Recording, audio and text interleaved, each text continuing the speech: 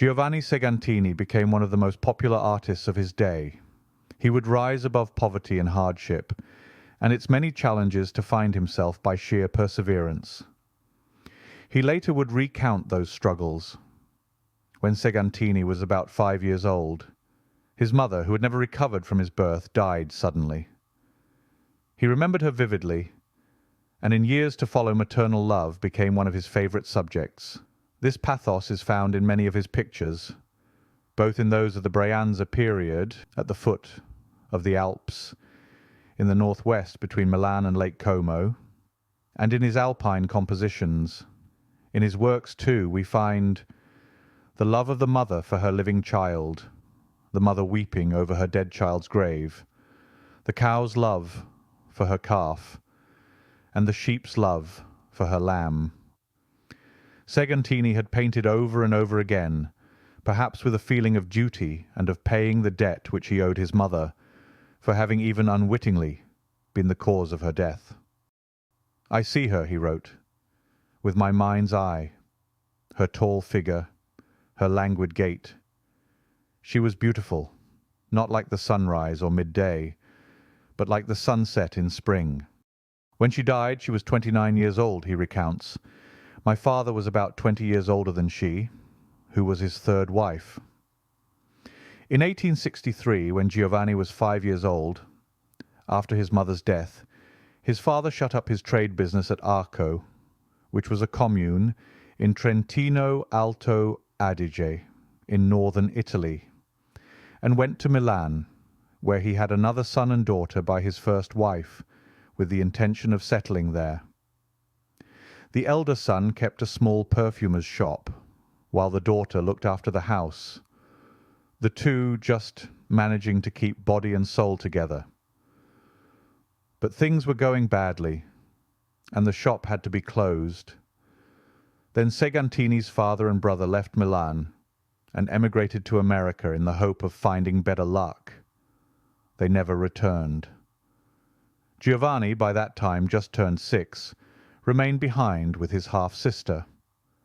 "And here," he says, "begins my own personal life, now happy and now wretched, but never all of one feeling, for even sadness and sorrow did not make me altogether unhappy."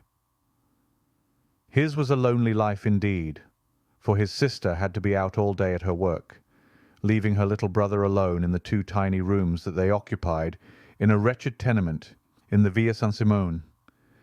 He never even saw the other dwellers on the same floor. So with that backdrop, we see the rather bleak circumstance that our story begins. Yet he would not allow it to hold him back in the ensuing years.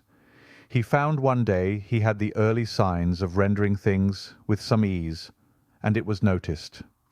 From these recollections, it's clear that Segantini was highly sensitive, and that he had a vivid imagination. At the same time, there is a great naivete in his story, in his character, that remained throughout his life. The first time that I took up a pencil to draw was when I heard a mother sobbing over her dead child, saying, "Oh, that I had her portrait. She was so beautiful." Those words stirred in Segantini a desire to draw a portrait of the dead girl for her mother. What the drawing was like, and what became of it, Segantini himself did not know. In his spare moments he went about drawing the things he saw around him: the pigs, the sheep, the cattle, and the peasants. But the story of his being discovered drawing animals on a stone with a piece of charcoal, thus revealing his genius to some connoisseur, may be his reminiscences.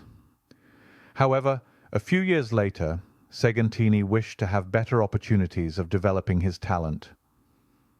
His destiny proved irresistible, and obliged him to leave his humble circumstances and devote himself entirely to art.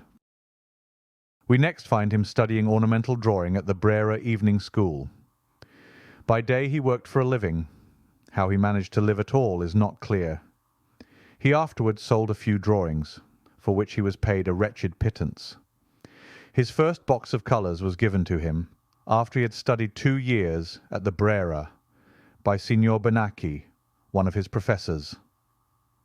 He then determined to become a painter, and not a mere draftsman of contours. While at the Academia, he showed himself an innovator, and refused to be bound by old standardized guidelines, and was consequently not regarded with favour by his teachers. With his originality and independent spirit, the teaching of the Academia must have been most uncongenial to him. All through his life, he remained convinced of the uselessness of teaching art, and, as we shall have occasion to note, he often wrote and spoke on the subject with vehemence. He then left the Academy and went on to work on his own. The same spirit of opposition to old-school instruction prompted him some years later to refuse the diploma of honorary associate conferred on him by the same institution. It is said that Segantini, in painting a certain picture, discovered that the secret of obtaining light lay in dividing the colours, in putting them on to the canvas side by side, so as to let them blend in the eye of the observer, instead of mixing them on the palette. It was noticed that the light was exceptionally vivid, owing to this method.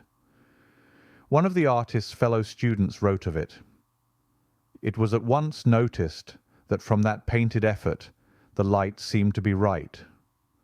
At that time, Segantini did not know that there was a scientific theory of divisionism, and in fact, no one had as yet attempted that method in painting. Segantini did not paint in that way, so to speak, on principle. He merely found that he could thus obtain certain effects which were otherwise unobtainable. But he had not yet expounded on the system, this attempt being only an experiment.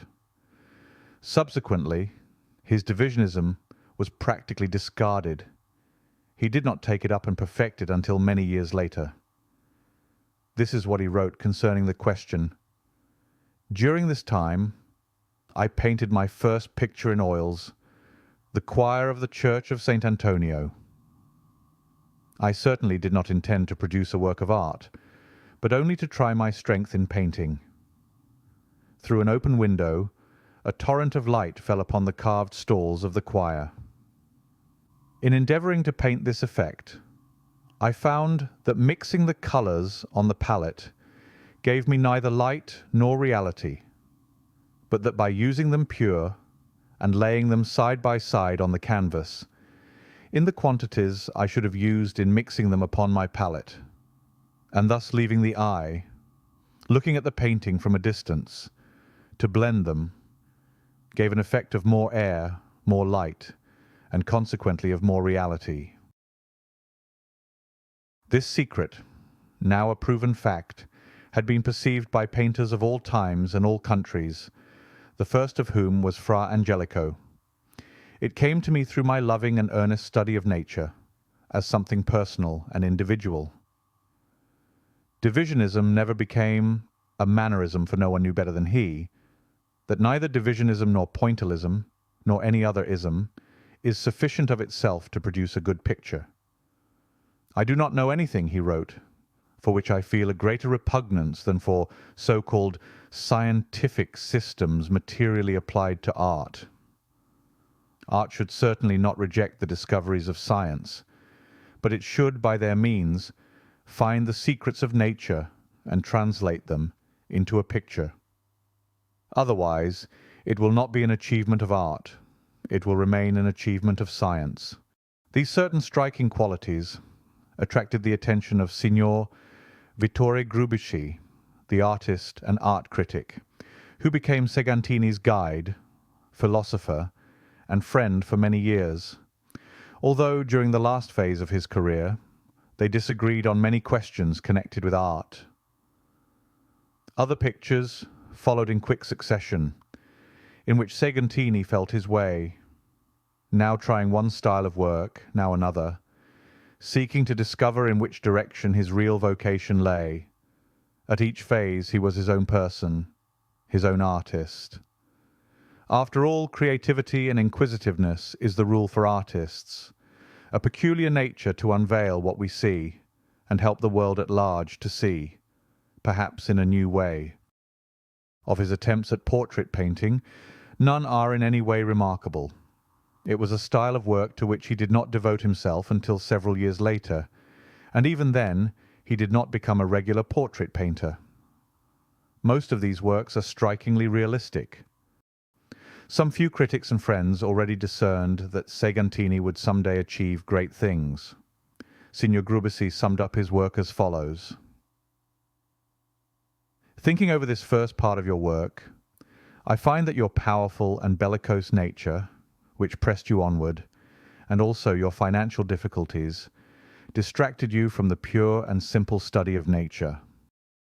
He also criticized the darkness of his colouring, caused partly by the colours he used, and partly by the vivid contrasts of light and shade employed. For a few years, Segantini continued to live in Milan, working hard, and with a certain measure of success. But life in the city did not satisfy him. The usual genre subjects and still life studies were not the true channels into which his talent was destined to flow. He now felt an irresistible longing, as he had felt as a child, for green fields and blue skies and nature. He left the dull, foggy city of the plain and retired into the Brianza, a fertile district between the two branches of the Lake of Como, a land of villas and gardens, rich soil, and grain and wine. I withdrew, he wrote, among the hills and lakes of the Brianza, convinced that painting could not be limited to colour for colour's sake, but that it could, if put to good use, express feelings of love, of sorrow, of pleasure, and of sadness. When I was settled in the Brianza, however, I did not study these ideas of mine on the expressive harmony of colouring, but I tried to reproduce the feelings I felt, especially at twilight when my soul was filled with sweet melancholy. This lasted from 1882 to 1886. He first settled not far from Como, where he rented a villa. There he took his young wife, to whom he had just been married. She was the sister of his friend, the artist Carlo Bugatti. Here he began to study nature in all its forms, and the life of the peasants. The latter for some years formed the chief subjects of his paintings. What makes his scenes of peasant life so real is that they were painted as it were from within, on a level with his subjects. He was no mere amateur observing peasant life from the outside.